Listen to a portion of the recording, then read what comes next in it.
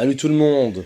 Après une vidéo bien fat la dernière fois sur David Tennant, on se retrouve aujourd'hui pour une vidéo plus en légèreté pour parler de Colin Baker, le 6ème Docteur.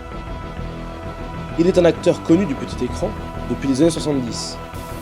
Il a joué dans quelques séries et il a même également déjà joué dans Doctor Who puisqu'il apparaissait aux côtés du 5ème Docteur dans Arc of Infinity sous les traits du commandant Maxil.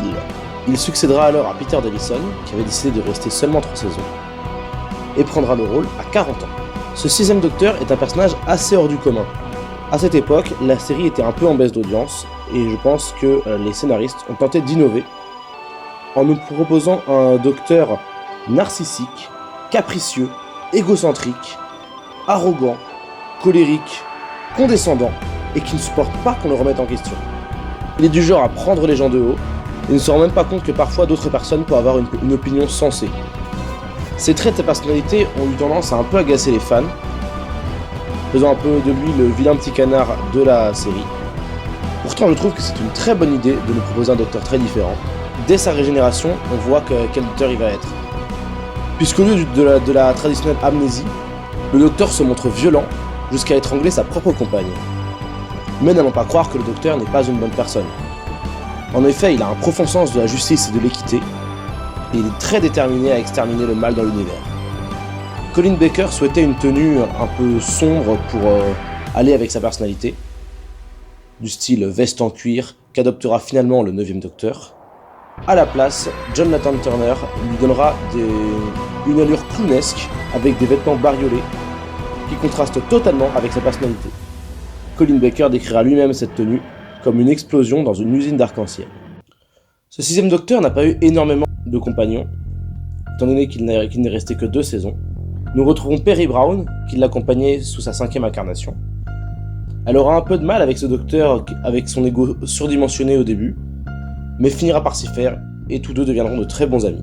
Elle aura parfois le rôle un peu ingrat de devoir tempérer les sautes d'humeur du Docteur, et sera surtout victime de fanservice de la part des producteurs, puisqu'elle se retrouve souvent dans des tenues un peu olé olé, tentative un peu désespérée de rameuter du public à une série en baisse d'audience. Elle accompagnera le Docteur jusqu'à sa dernière aventure, dans Trial of the Time Lord. Malheureusement, Peri sera enlevé par une créature nommée Kiv, qui grâce à un savant, réussit à transplanter son cerveau à l'intérieur de son corps, ce qui provoquera sa mort. Le Docteur sera bouleversé de l'apprendre, mais heureusement, à la fin de la saison, on apprendra que cette séquence était truquée, et que Peri a survécu, sauvé par le roi Hyrcanos, un chef de guerre apparu dans cet épisode, qui finira par épouser Peri. Mais le Docteur ne prendra même pas la peine d'aller voir si elle va bien, ou même juste de lui dire au revoir, et Peri rejoint alors le cast des nombreuses compagnes avec un départ pourri, en épousant un mec qu'elle a rencontré le jour même, et hors champ en plus. Nous pouvons évoquer Salomon Glitz, un contrebandier qui a à plusieurs reprises collaboré avec le Docteur.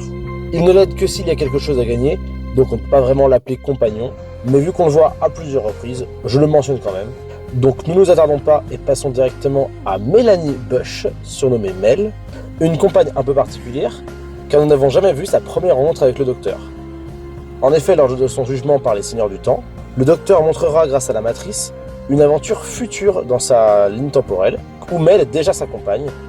Elle n'est donc pas vraiment introduite, et ça restera un des mystères de la série. Mel est une jeune femme dynamique et souriante, elle est assez sportive, et incitera à plusieurs reprises le Docteur à essayer de perdre du poids, lui faisant faire des exercices physiques, ou en lui faisant boire des breuvages comme du jus de carotte. Sa voix criarde a tendance un peu à énerver, mais sa bonne humeur et son énergie font plaisir à voir. Son côté dynamique correspond tout à fait au 6ème Docteur. Elle ne se laisse pas marcher sur les pieds comme Peri, c'est plutôt elle qui dit au Docteur quoi faire. Bref, c'est un compagnon que j'ai assez apprécié, mais nous l'évoquerons plus lors de l'épisode sur le 7ème Docteur. Passons désormais aux adversaires qu'a dû affronter notre 6ème Docteur. Il a retrouvé des vieux ennemis, comme Davros, le créateur des Daleks, les Cybermen, ou encore le Maître, incarné toujours par Anthony Ainley, les Sontariens, les Gastropodes, qui sont des espèces de grosses limaces ayant réduit un peuple en esclavage, et qui possèdent des puissants pouvoirs mentaux, les Vervoïdes, qui sont des espèces de plantes ressemblant à vous savez quoi, qui considèrent les humains et autres formes animales comme du simple compost pour leur espèce, ainsi que les Androgoms, une espèce humanoïde avec des gros sourcils orange dégueulasses, qui ne pense qu'à manger peuvent manger n'importe quoi, et surtout des humains. Donc un conseil, n'allez jamais dans leur restaurant. Le docteur affrontera le Borad, qui était autrefois un scientifique humanoïde, qui à cause d'une expérience ratée, fusionna avec une hideuse créature nommée Morlox. Vaincu par le docteur, il tombera dans une lanière temporelle, jusqu'au Loch Ness, et on peut supposer que c'est lui, le monstre du Loch Ness. Le docteur sera confronté 2 fois à Syl, une créature ressemblant à une limace, la première fois sur Varos, où il dirige une sorte de télé-réalité où les gens peuvent choisir quel humain va mourir, ainsi qu'une seconde fois où ce sera lui qui sera à l'origine de la transplantation de Kiv dans l'esprit de Perry.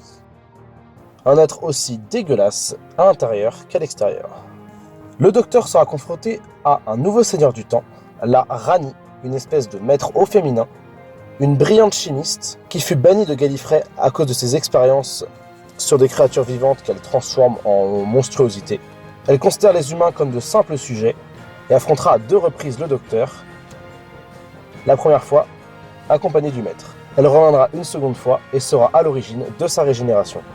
Enfin, je ne peux que vous évoquer le Valeyard, procureur au procès du docteur, qui souhaite le faire tomber, l'accusant pour tout et pour rien, allant même jusqu'à falsifier la matrice des Seigneurs du Temps pour le faire tomber.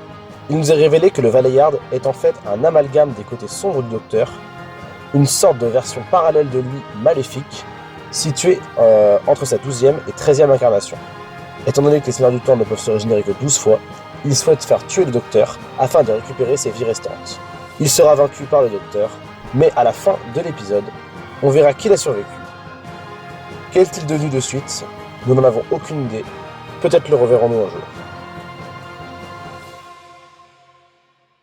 Nous passons maintenant aux épisodes que je vous conseille pour découvrir l'ère de Colin Baker. Nous commençons par Attack of the Cybermen, où le docteur et Perry suivent un étrange signal de détresse qui les mène sur la piste des Cybermen, venus du futur, et projettent de détruire la Terre afin d'empêcher la destruction de leur planète natale, Mondas. Ils seront confrontés à un mercenaire qu'ils avaient rencontré par le passé, Lytton, qui travaille avec les Daleks. C'est une belle histoire de Cybermen, et la seule histoire où le TARDIS récupère son circuit caméléon, se transformant en des objets aléatoires. En clair, un épisode plutôt sympathique. L'épisode Vengeance on Varos plonge le docteur et Perry dans une émission de télévision dans laquelle des gens sont tués pour divertir le public.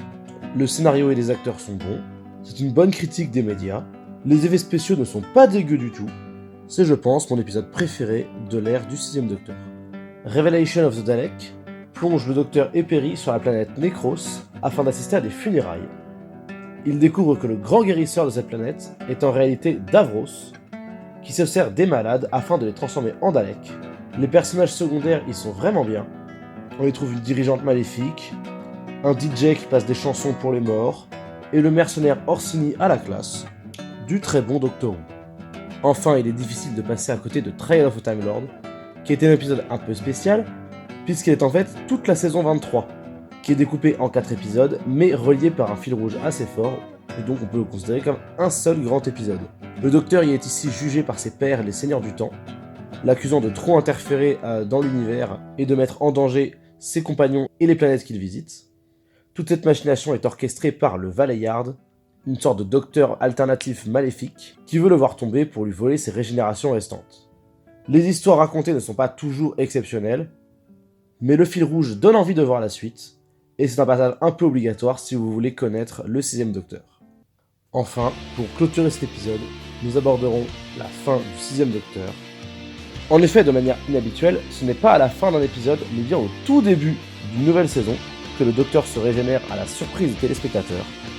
Le TARDIS est attaqué en plein voyage spatial par la Rani, qui le fait atterrir en catastrophe.